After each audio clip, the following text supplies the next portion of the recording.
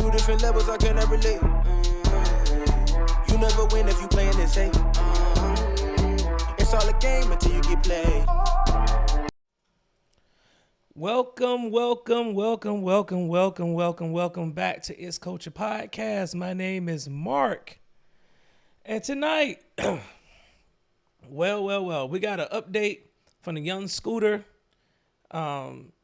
case down in Atlanta. There has been an arrest made in regards to the 911 caller. We got a story out of Augusta, Georgia, my hometown, and Lord, we just keep making the news in my little small town. For some reason, we keep making the national news. I guess people are tuning in to us. We're going to talk about that story. A sad one out of Texas. A teen was stabbed at a track meet. We're going to talk about that. And we're going to wrap up what's going on up there in Dalton and in Thornton Township as we have a new supervisor and a new mayor that have been elected. And we're going to discuss all that tonight. But first, before we get into any of that, I want y'all to do me one favor. Hit the like button, hit the share button, hit the subscribe button, hit that notification bell so you can get all the updates. And as I say on all of my shows, I just want to say thank you to everybody who tunes in and rocks with me. It keeps me going.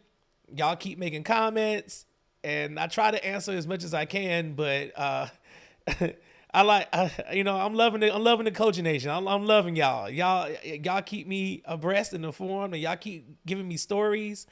So I appreciate all the love and support that I'm getting with this, and we keep growing. Every single time I come back, we have eclipsed another mark. We just keep growing every single day.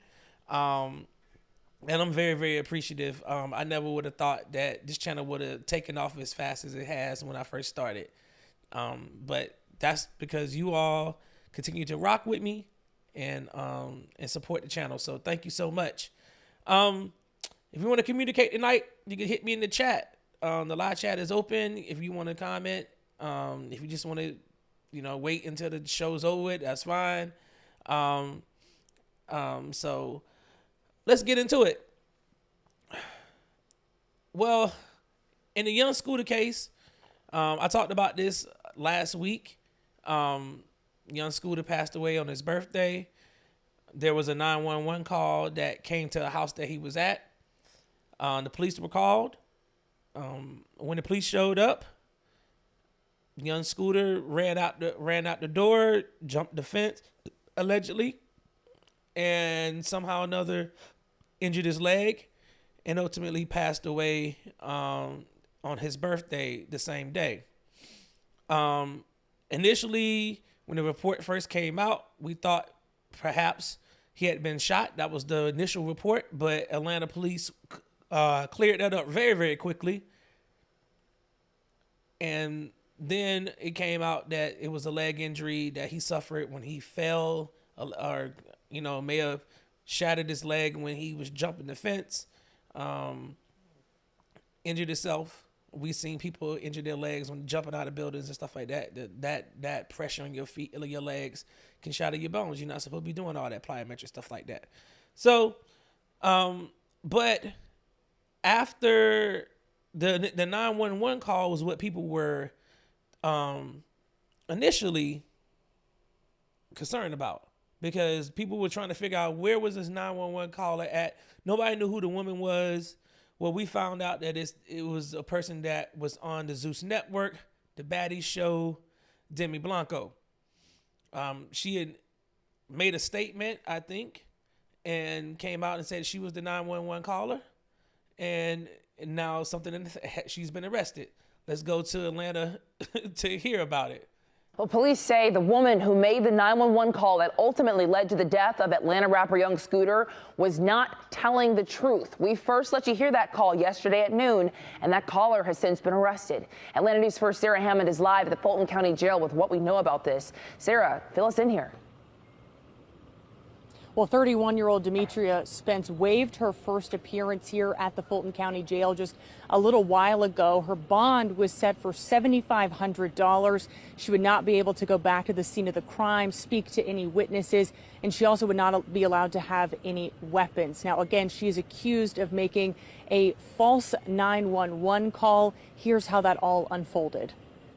March 28th, a woman calls 911 telling dispatchers shots were fired at a home on William Nye Drive in Atlanta, and she saw some kind of domestic dispute. There is literally a whole domestic dispute going on. This girl doesn't have on any clothes. They threw her outside. He was fighting the girl. He literally fought the girl. I'm not sure what they was fighting over, if they was fighting over drugs. That's what it sounded like. Atlanta police. So y'all hear this 911 call? Like, she literally is giving up a whole story, just making up BS as she's going along. She's heard that they were arguing, and it sound like they were arguing over some drugs. And I don't know what's going on. Just making up a story. Police responded and said they saw no evidence of what the woman on the phone described. But they did say that once they arrived, Kenneth Bailey, better known as rapper Young Scooter, ran out of the back of the house and severely injured his leg. The medical examiner said Bailey lost a lot of blood from the injury and died at the hospital. It appears that there was, when he fell, some type of fracture injury to the leg, which caused the bleeding. Now, less than a week later, police say they've arrested 31-year-old Demetria Spence, the woman who called 911 for transmitting a false public alarm. She was booked at the Fulton County Jail. In a statement, Bailey's family says they are still waiting on more information surrounding his death and say they are devastated. That's just a false arrest that got somebody killed. I mean, not a false arrest, a false report that got somebody killed. How many times has this happened? These people making these calls to police and something tragically happens. Can we?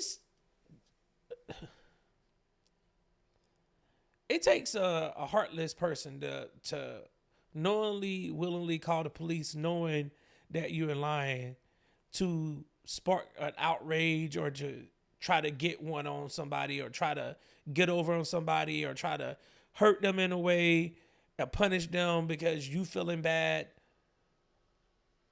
Because these interactions, they don't never go well. Countless times we've seen false police reports end up with somebody dying. And she did this, and listening to the 911 call, she sounded like she just was just nonchalant with it. Like, she just didn't give a damn. Like, this is just normally what she would do. And furthermore, I don't get the sensation with these guys, especially these rappers, like dating and being around the same chicks. Like are y'all circles that small to the point where y'all can't go out? I mean, all these women around the world that y'all have access to with the money that you have, and you still are messing with these baddies, whatever the hell that is. This man died for no damn reason. He died in no reason at all. It's not the cops' fault. They responding to the 911 call. They doing their due diligence like they're supposed to. She's saying that there's a domestic dispute, there's drugs involved. Of course they coming. She knew exactly what to say, and she did it in a way that she sound concerned on the phone. And then the next day she comes out, yeah, that's me on the 911 call. Like it wasn't nothing. This man dead. His family's still trying to figure out, okay, what absolutely happened?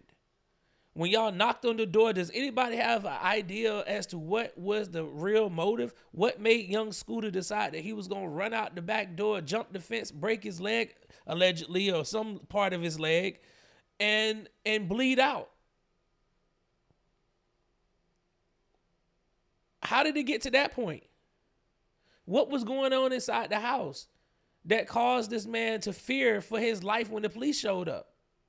Because I said in my previous video, I know if I'm not doing anything, I'm gonna answer the door. Because they got no real reason to come in there, but you know, in that lifestyle, cops pull up, you don't know what the hell going on. Like, man, anybody got anything in here? Anything.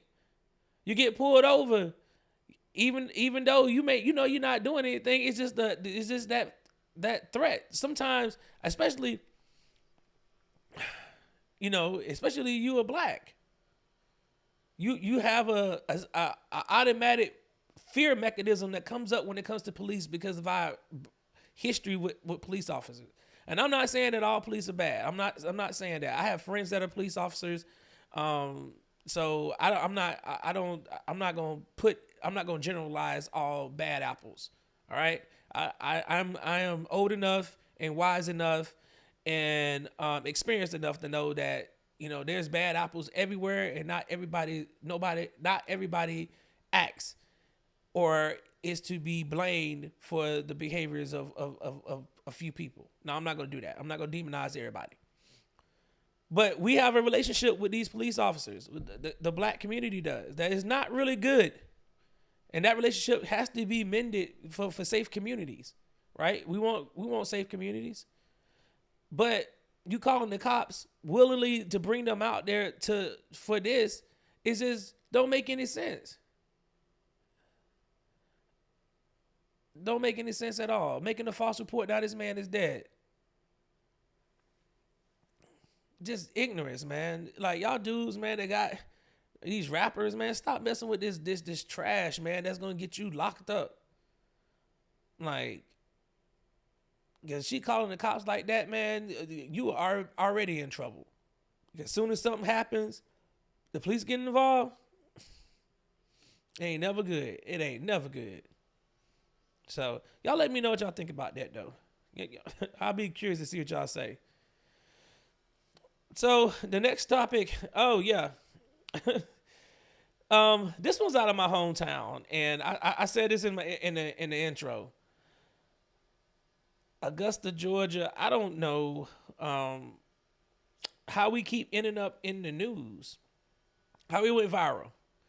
This is the second time in a month. The first time happened to be when my cousin got killed down there, and I made my post on social media, and it went absolutely bananas and viral, and every major blog site picked it up and was reaching out to me to get comments and stories. And I saw my tweet on the Shade Room and TMZ and hell, Ball Alert and Hollywood Unlocked and every other blog site that's out there that's in the metaverse. But this is the second time in a month that the city of Augusta is in the national spotlight. So that means that content creators must be looking at Facebook pages and stuff, because this whole entire story started with a Facebook post. And what I'm talking about is the story about Chris Lewis out of Augusta, the young man who was arrested for child deprivation. I know y'all have heard this story. It went viral all over the place. He's the young man that left the kids at McDonald's and decided to go look for a job. That's what the initial story said. At least that's what social media got a hold of. And this is how, if y'all gonna write stories, please bloggers, if you're gonna write stories and you're gonna lift material from other sites and stuff like that, please read the entire article and not just the headline. Because everybody from Augusta, everybody from my hometown, we know exactly where Shade Room, we know exactly where TMZ, we know exactly where Ball Alert got this story from. We know exactly where y'all got it from. Y'all read the headlines from the jail report, and I'm about to show you all the actual website. I'm about to show it to you. So this is the jail report. This is on Facebook, right? And y'all see, this is the jail report is a it's like our community, like local blog that kind of reports the news with the Augusta Press. It's kind of like local news. It's a free press news. Augusta Press is a free press. They write articles, black owned. So they kind of cover the local stuff down there in Augusta. And the Augusta Chronicle is the main newspaper. That's the one you pay for. But the Augusta Press it used to be called Augusta Free Press. So they wrote the article. And you see the Facebook blog from the jail report. The jail report is like a dollar paper. They report every single person that gets arrested in Augusta, in Columbia County, and Burke County, and North Augusta, South Carolina, over in Edgefield County, Aiken County, just the local CSRA area. They cover all the news from around that area. And if you get arrested, your mugshot is going to show up in the jail report. All right, that's just what happens. So we call it the dollar paper back at home, and it comes out, weekly, and people go to look at it because they see some of the craziest mug shots and all that stuff. It's just it's been out for a long, long time. That is like a staple back at home. So, anywho, I'll be talking about that forever. Not gonna go on that diatribe, but anywho, they the jail report reported this. Y'all see this? This is from Facebook. It says March the 30th. Augusta Man jailed for leaving 3 kids at local McDonald's while job hunting. Chris Lewis, 24, was charged with deprivation of a minor when 3 kids were found unattended. They were ages 10, 6, and 1. Someone called the cops, and a deputy found the kids without supervision at the Washington Road Eatery, which does have a playground. What do you think? Should they have arrested him? Now, that was the story from back at home. Okay. Then every single social media site picked it up, right? They didn't read the article. Now, I'm going to read the story from the Augusta Free Press because it puts it in context into how a social media post will go viral and people don't even read the actual backstory to the thing. Because the people back at home in my hometown, the people knew, okay? Everybody from my hometown knew exactly what had happened initially. Right? Because people actually go and read the Augusta Free Press because we want to know what the story is before we make judgment, right? So everybody knew. But the story that was going around online was just clearly this man had went to McDonald's, dropped the kids off, went job hunting. That is not what happened. That is not what happened. That is not what happened. And the city knew that is not what happened, but people still came together because they looked at it like, based on the whole story, it still didn't really make sense. I mean, yeah, he dropped the kids off at McDonald's and left for an hour and a half. You shouldn't have did that, brother. Left him at the playground, shouldn't have did that. Left him with a 10-year-old, shouldn't have done that. Okay, I get that. But you also got to think about, a lot of people from my hometown, when we were that age, 10 years old, 11 years old, 12 years old, people were walking around leaving their kids like that all the time. That was just the norm. Now, I know times have changed with child trafficking and all that, but that's the norm. So people back at home was like, he shouldn't have been arrested. It was over 1,000-something comments on that blog post, right? But the people knew. Regardless to the fact people knew that, he shouldn't have been arrested for that. Like, if anything, okay, yeah, defamation of a minor, like, come on, man, like, seriously, he came back. It's kind of weird because the people back at home didn't really. They were like they didn't think so. You know what I'm saying? It was a lot of public outroar, so it got national attention because of the headline. Charlamagne the God gave the guy the donkey of the day on his show. Gave him the donkey of the day. So as the national news is picking it up, Antonio Brown, former Pittsburgh Steeler, former Tampa Bay Buccaneer, NFL wide receiver, all pro, one of the most hated athletes in all of America right now. He saw the headlines of the story and decided to raise some money for the guy. Started a GoFundMe for $50,000. As of earlier, when I looked, it was over $60,000. And then a couple of days later, because the Richmond County Sheriff Department decided they didn't like the way that the narrative was being spent, they thought that they would come back out and say, no, that is not the narrative. He was not looking at a job. He wasn't looking at a job. He wasn't looking for no job when that happened. All right? He wasn't looking for no job. What he was looking for, what he was doing didn't have nothing to do with that. And the problem was, we already knew that. The people back at home already knew that. So who are you actually trying to correct the story for? Because the people back at home already knew what happened. Because the Augusta Free Press gave it to us. And here's what happened, okay? So here's the original article that was written on the 31st of March. All right? You see Greg Rickenbach. He wrote the article, okay? It says, an Augusta man was arrested last week now, after leaving 3 young children unattended at a McDonald's restaurant, right? He was charged, y'all see it, he was of young drive, was charged with March 22nd with defamation of a minor. The incident occurred the day at the McDonald's located at the 2902 Washington Road in Augusta, which has a playground inside. Authorities were called after a concerned customer noticed that the children aged 1, 6, and 10 were left alone. Well, also tonight, voters in the south suburbs are seeking. The Frisco Memorial High School community. 2 different levels. I don't know what just happened. So, don't know what just happened with that. Sorry about that, guys. Ooh, that was crazy. Something just jumped. Something glitched and everything went crazy. After responding deputies found the children unattended, a witness reported seeing Lewis with the children around 4:30 p.m. that day. The witnesses also observed Lewis leave the restaurant, return before leaving again.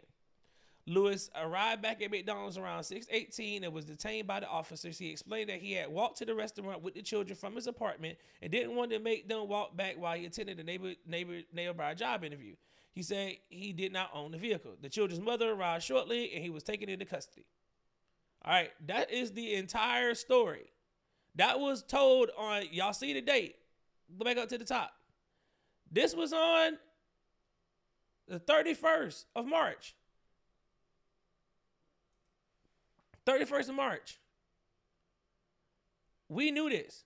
So why was it, a couple of days that this whole story started to change when the actual narrative came out? We knew what the issue was. It didn't go viral until April 1st. But the original story was out on the 31st. So who screwed up putting it out there, that this false narrative that this man was out there looking for a job and left the kids there? Look at the timeline. This man was gone at 4 o'clock. So, because it didn't make sense. So they had to come back out and correct it. And so the jail report, again, right? Because I told y'all the jail report, this is what they do. They put out these articles. So the next day, the jail report. Now this was just yesterday. This is the second. All right? The original story came out on the 30th. This is 4 days later. 4 days later. I want y'all to see this. Richmond County Sheriff. Augusta father was not job hunting while kids were at McDonald's, but he was interviewing earlier. So now they come back. And they say, you see what they say? While he was attempting to deliver a backpack, while with the investigations revealing discrepancies in his claims about a job interview, sparking national debate and sympathy over poverty and the criminal justice system. This is all about. That's what it's all about.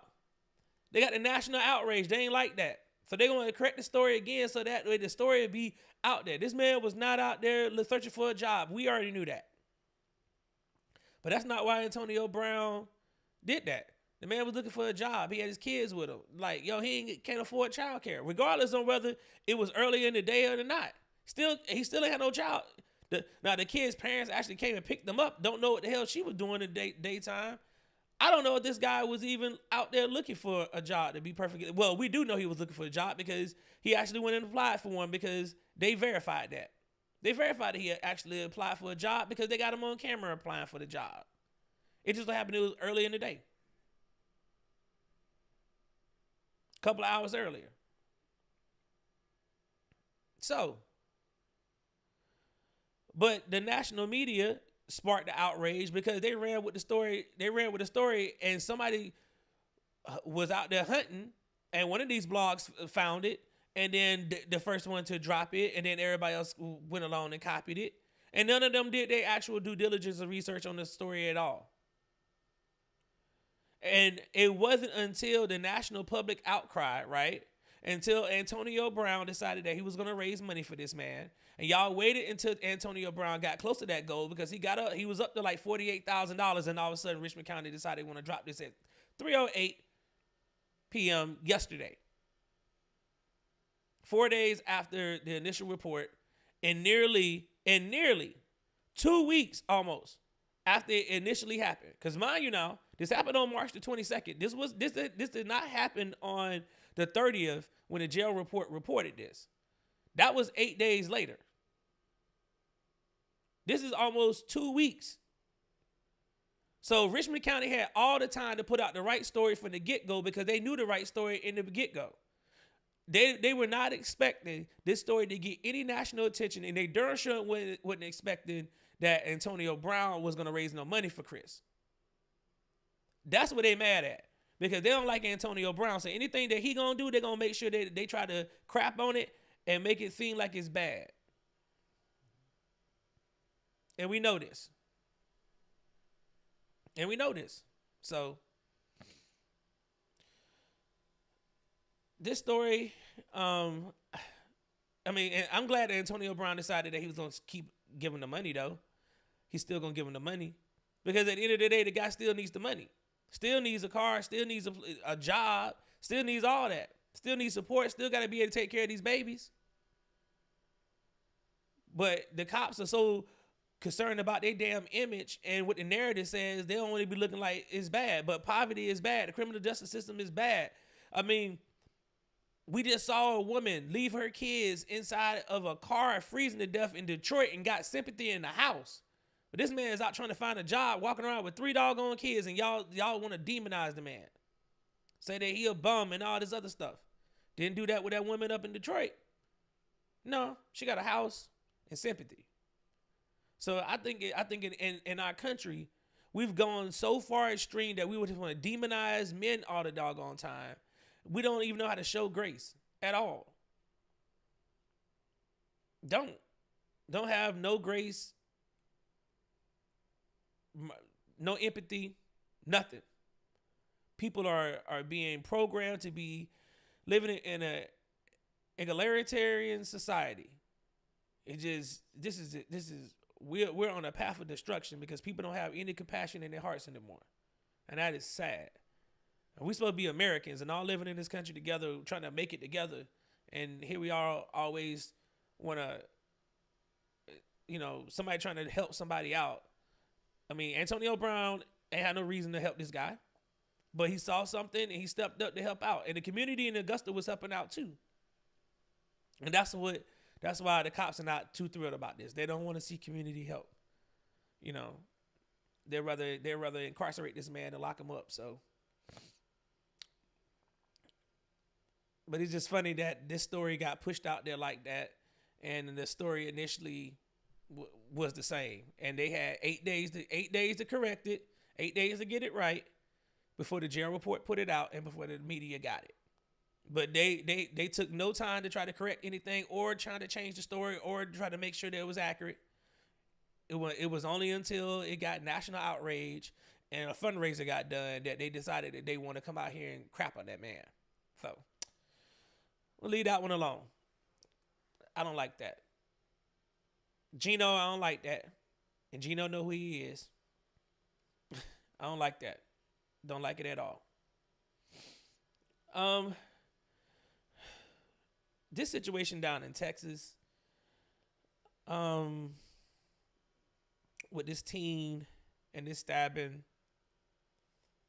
that is a sad, sad state of affairs. If y'all haven't heard it, it's getting national attention. And it's getting national attention, and I don't think it's getting national attention because it was a stabbing at a high school. I think it's getting national attention because it crossed racial lines. Let's be real. That's the only reason why this story is getting any national attention. It was 2 black kids, and one kid stabbed the other one at a track meet. Business as usual. That's just what happens. This would not have national news. It only has national news because it crossed racial lines, and we need to start being honest about the racial tensions in this country and start acting like it don't exist because it does. But let's take a listen to what they're saying down there in Texas with this story. The Frisco Memorial High School community gathered tonight in grief after the stabbing death of a teenager at a track meet. Another teenager, a student at Frisco Centennial, is now charged with the murder. 17-year-old Austin Metcalf's twin brother was at the track with him. His family says he died in his brother's arms. Fox 4's Amelia Jones spoke with the victim's father and is live in Frisco tonight. Amelia. Steve, Heather, 17-year-old Austin Metcalf had a bright future ahead of him. He was a leader on the football field and a scholar in the classroom. His dad told me he's holding on to memories and leaning deep on his faith as he tries to wrap his mind around this senseless tragedy. He was going to turn out to be a great individual and impact this world with positivity. 17-year-old Austin Metcalf was voted MVP of the Frisco Memorial High School varsity football team. The linebacker held a near-perfect GPA and was in the National Honor Society. He was on the right track. He was doing everything right. I was so proud. Jeff Metcalf never imagined that his son's future would be cut short. I'm still in shock. Wednesday morning, Austin Metcalf was at a District 11 5A track meet at Kirkendall Stadium. Around 10 a.m., Frisco police say 17-year-old Carmelo Anthony stabbed Metcalf in the chest after some sort of fight. Jeff Metcalf says it was Austin's twin brother, Hunter Metcalf, who tried to save him. And his brother was holding him, trying to hold the blood in, and he passed. My son watched his brother die in his arms. It's unclear how Anthony got the knife into the meat or what exactly led up to the fight. Anthony is now facing first-degree murder charges, and Jeff Metcalf It was the best weekend ever. Is only left with memories. I was able to watch and be blessed so much. But having both my sons are amazing. When Jeff Metcalf was diagnosed with cancer 9 years ago, his boys were his strength. Now cancer-free, it's his faith that's keeping him strong. And when I kissed his forehead today, as his body was cold, I ran my fingers through his hair. I told him it's not goodbye. It's see you later. I'll join you at some point too, son. Just a sad story altogether. Don't know. Honestly, this one just doesn't make any sense at all. A fight breaks out. A kid takes a knife and stabs another kid. What was the motive? The only like no video evidence. There's why? There's gonna be a lot of questions about this as this case comes around, and the reason why I said it is because there's a lot of national attention on this. Everybody's talking about it, right? And as I said earlier, we are all supposed to be all Americans, but there seems to be a contingency of people who just want to just highlight race and stuff, and want to act like black people are just violent by nature. So looking at it like how the media portrays stuff and how they just put stuff in the lexicon. Like I said, if this story was two black kids, if this was two white kids, or two black kids, we would have never heard anything about it. At least not at the national level, or it wouldn't be trending all over social media as it is. It probably wouldn't have made it that far. And we got to be honest about that. It's been over, and I'm not discounting the need for this story to be heard because it's a sad story. And that kid, Carmelo Anthony, hey, he's gonna pay the price. We know that. He's gonna be held accountable. There's no doubt in my mind he ain't walking free. All right, this is pretty much open and closed and shut. We know how Texas get down. They're gonna. The only thing is he's 17. Are they gonna try him as an adult? That's gonna be the next phase of this. So we'll see. But we know he's getting held accountable. But the narrative on social media and all throughout the lexicon is all I see is a bunch of people that just want to just. It seems like they're just trying to incite like race wars and stuff like that. Like seriously, we got enough shit going on in America and in the world, to be constantly want to talk about race and all this. And it's funny from the same people that don't want to talk about race, don't want to deal with race, don't want to act like race exists, don't want to act like none of that stuff, are the ones that could continue to perpetuate and talk about race. I have no idea why y'all do it. You said stop talking about it, right? But you're the ones talking about it. And yeah, this man, cancer survivor to him, be strong, man. No father. No father. I know I would be heartbroken. I have a son. I would be heartbroken to find that my son was killed at the hands of somebody else. And something that could have been avoided. That this young man made a lifelong decision over a 5-second decision. A lifelong admission for a 5-second decision. He's going to live with this for the rest of his life. While he sits in a cell, thinking about what could have, what should have been, where he could have been at, the things he wanted to do. All that stuff is out the window now. This senseless violence, especially among young black men. We need older black men. We got to step up. We really do. We got to step up for the community because we got to save our boys. We have to be. We're the only ones that can do it. We're the only ones that can do it. All right? We're the only ones that can save black boys.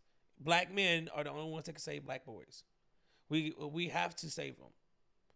If not, we're going to cease to exist. Either they're getting locked up or they're dying early. Lineage lines are being cut short. Legacies are being cut short because they're not even making it to 30 years old. Hell, so in some cases, they're not even making it out of their teenage years.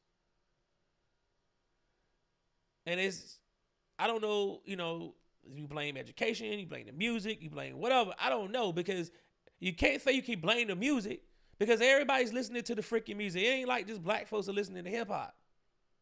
So you can't say it's just the music. It ain't just the music. All right? It ain't just the music. You can't have that argument because everybody listens to hip hop. So everybody ain't out here killing each other. Like we have a serious issue that needs to be addressed, and it has to be addressed by us. There's no support system out. This has to come from black men. This has to. All right. Everybody else done failed them. All right. Black boys have been failed by everybody else. Schools, moms, you name it. Society, everything. It has to be us. We have to go into these communities and try to stop this. And you got people that got voices, got platforms that are trying to help out. But we gotta shift the mindset. If not, like I said, we're gonna cease to exist. So, tragic situation in Texas. Prayers to the family. I like I said, this is a sad one. And stuff like this when a loved one passes away abruptly at the hands of somebody else, this tears families apart because the grief is so hard. This man is already dealing with a lot, and now he got to deal with this. He's already fighting his own battle health wise. Now he got to put this on, and that stress there eat you alive, man. So prayers to that family, condolences. Like I said, the young man's gonna be held accountable, so they don't have to worry about that part. The Texas justice system gonna handle, as far as the law is concerned, justice is going to be served. Obviously, I know this family will want their kid back, though. You know, that'll be the ultimate justice, right? To have their child with them, not to be seeing somebody go to jail for killing their child. So, and then my last story, a little quick one, not too long, because I'm about to end this stream in a little bit. New leadership is in Dalton and Thornton Township. New leadership. Jason House won the Dalton mayor's race. And I don't know what happened to the people in Dalton, but only like 3,000 people. I mean, like, I think like 1,200 people voted. Like, it wasn't even a lot of people that voted, man. Like, can't complain if you ain't voting. Now, this was your opportunity. I mean, I guess they realized they had enough votes, but good Lord, that voter turnout was low. And then Napoleon, he won the Thornton Township. So let's go take a listen real quick. Well, also tonight, voters in the south suburbs are seeking to replace Tiffany Henyard in tonight's election. She holds two positions, the mayor of Dalton and supervisor of Thornton Township. Now, we look at the race for Dalton mayor. Jason House won that race in dominating fashion, 95% of the vote tonight over Cassandra Hobson-Jordan. In Thornton Township, Napoleon Harris has a commanding lead of 74% in the race for township supervisor. NBC5's Regina Waldrop has covered the saga in the south suburbs for years and has a reaction tonight. After years of chaos, claims of corruption, investigations, and so many other things, the residents we talked to tonight say they finally see a path forward. This journey has been very humbling in its own regard, and I personally could not have done it without the support of you, my wife, my family, and all the voters who believed in me from the start. Everybody's united, and we want to move the village forward. A shift in leadership in the Southland. Jason House, the projected winner for the mayor of Dalton. State Senator Napoleon Harris, the projected winner for Thornton Township supervisor.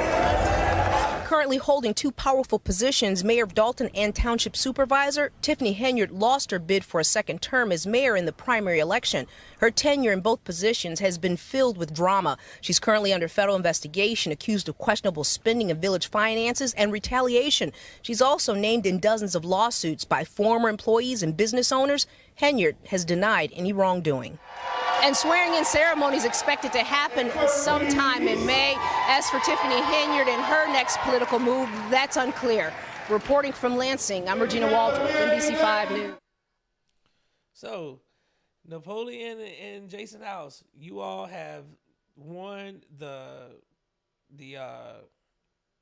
election. I got friends up there that are going to be paying attention to what goes on.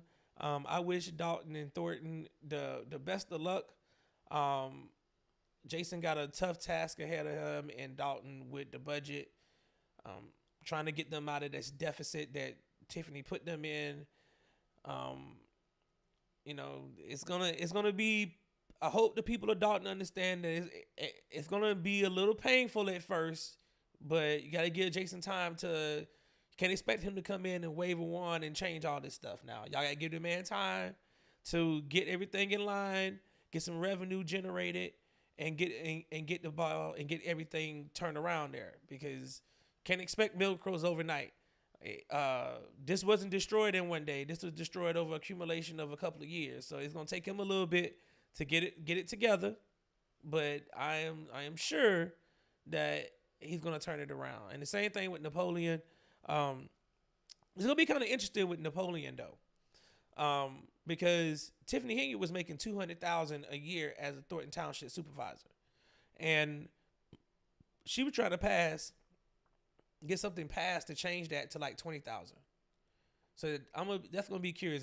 That's kind of the same thing that's going on with Jada Curry. So, we'll keep abreast.